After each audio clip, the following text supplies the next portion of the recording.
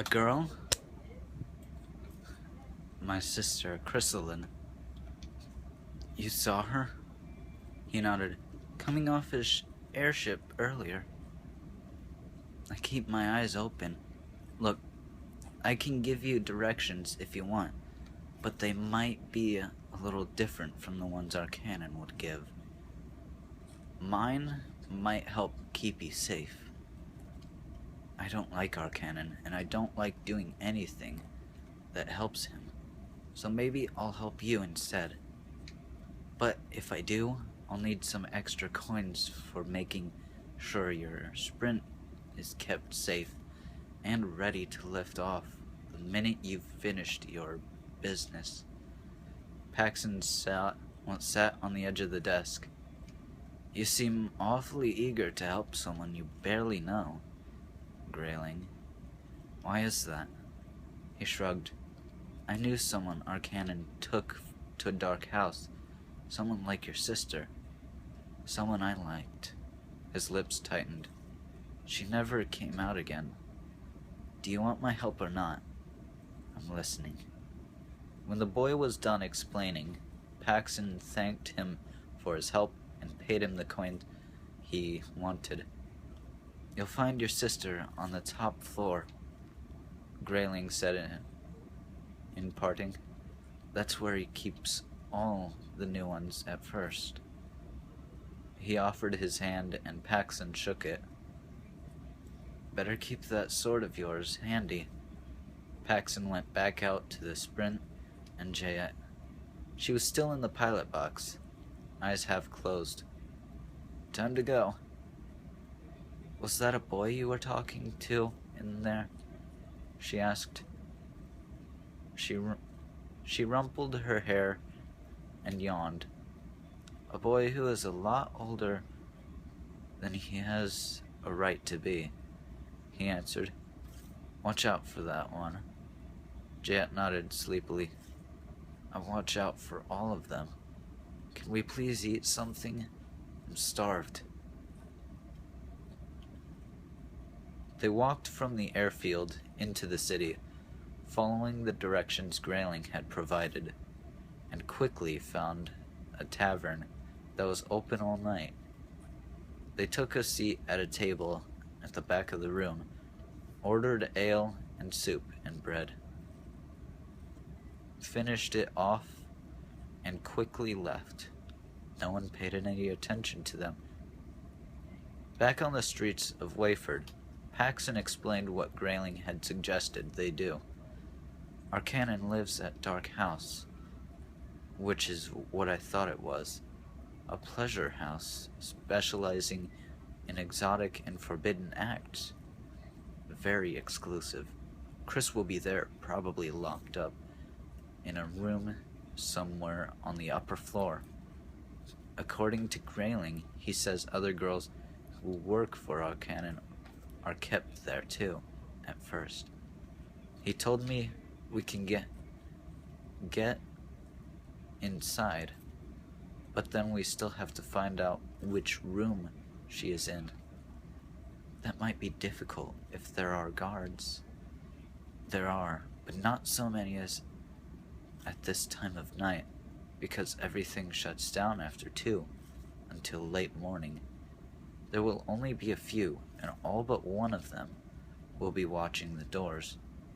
The other roams the halls. He'll be the most dangerous, and the way we're going in. We'll have to get rid of him right away, once we're inside. You're going in tonight? Without sleep? Do you think I should wait until morning? Jayet? This is my sister we're talking about. She shook her head. I suppose not, but maybe a few hours wouldn't hurt. You haven't slept at all. What difference would it make if you waited for first light? I don't know, and I don't want to find out. I'm going in now. They walked on in silence.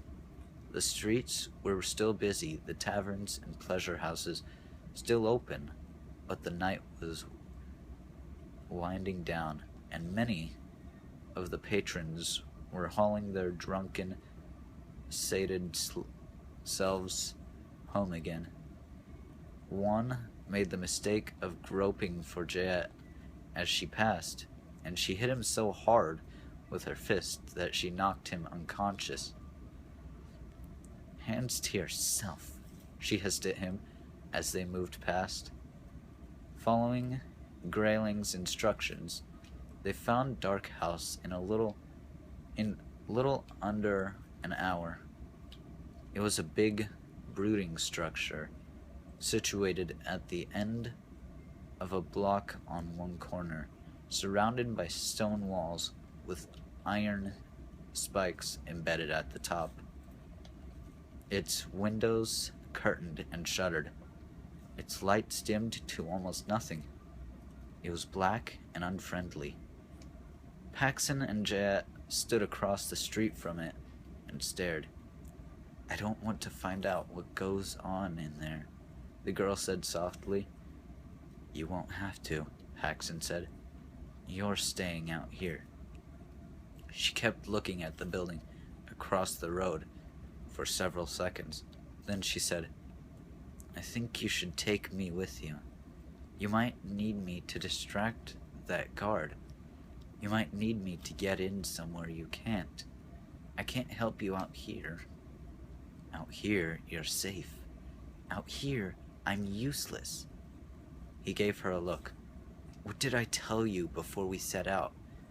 When I agreed to let you come along? That I would do what you told me to.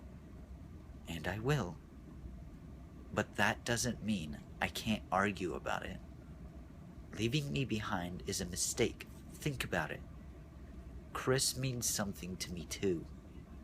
He remembered the way she had flattened that drunk on their way here, and then imagined a few scenarios where being a woman might prove useful. Keeping Jayet safe was important, but getting Chris out of Dark House was even more so. "All right," he said finally, "but stick close to me and do what I ask you to do." She flashed him a smile, her face brightening beneath the mop of white blonde hair. "I promise." He wasn't sure it was a promise she could keep, but she was right about her value to his effort to free Chris, so he could ill afford to be pessimistic about her conduct. Jayet was smart. She would know what to do once they were inside.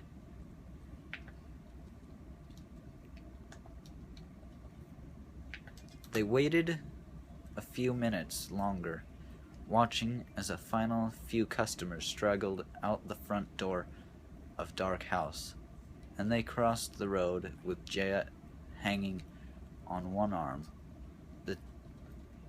The two a couple of on the town but heading home. Once across, he steered her to a wall separating Dark House from a shuttered and empty-looking building situated on the adjoining lot.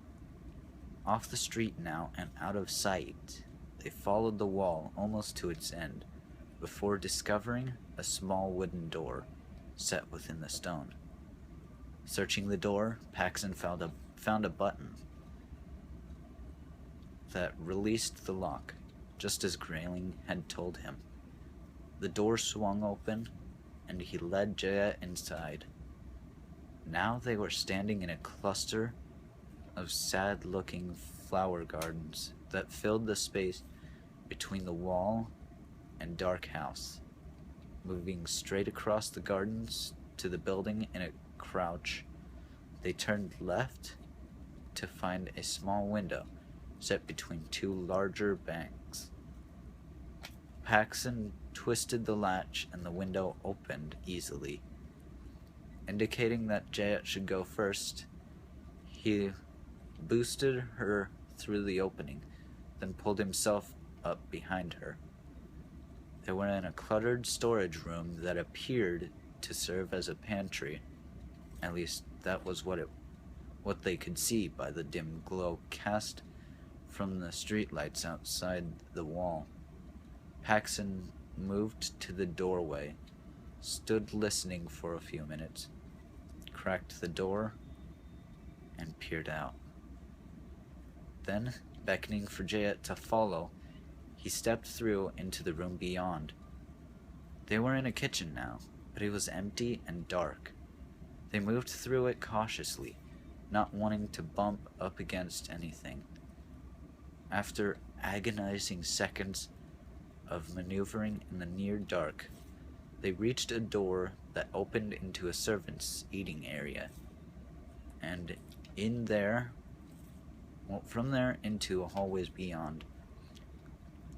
Paxson was sweating now, adrenaline rushing through him, his fear and excitement held in precarious balance. He could feel the weight of the sword of Lee across his back, pressing against him uncomfortably, but it gave him reassurance that if caught out, he would have a chance to fight his way free. Because Arcanon had been so open about telling Grayling to offer directions, Paxson knew the sorcerer would be ready for him. Somehow, somewhere, he would be waiting. Maybe personally, maybe using magic, but there was little chance Arcanon would be caught off guard. The best he could hope for was that he could avoid